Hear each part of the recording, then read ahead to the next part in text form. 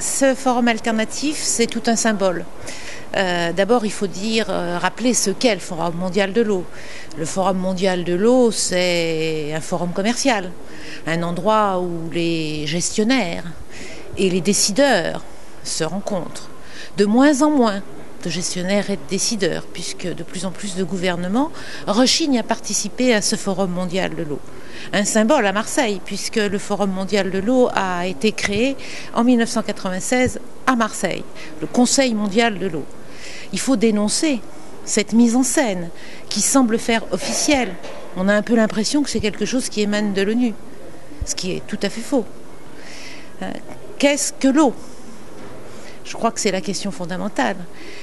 L'eau, c'est un bien naturel, un bien inaliénable, quelque chose qui n'appartient à personne, ou plus exactement qui appartient à tout le monde. Qu'est-ce que le Forum de l'eau ? Le Forum mondial de l'eau ? La façon dont certains, la reconnaissance d'une certaine façon, par certains gouvernements, par certains décideurs publics, de la façon dont un certain nombre de marchands se sont accaparés ce bien fondamental, inaliénable.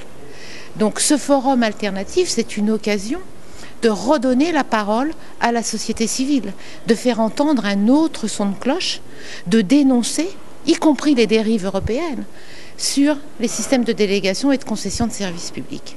On nous a dit, privatisons, on continue de nous dire d'ailleurs dans le cadre des politiques austéritaires, privatisons, et le bonheur sera là. Et qu'est-ce qu'on voit ? Les prix de l'eau qui explosent, des tas de gens qui sont privés d'eau potable, une eau de plus en plus polluée, et un système qui dérive de plus en plus. Donc il est temps de dire stop. Et notre engagement dans le cadre de ce forum alternatif, c'est celui-là. C'est permettre à la société civile de prendre la parole, leur donner un espace ici, au sein du Parlement européen, pour qu'ils puissent s'exprimer et dire que oui, il y a d'autres alternatives.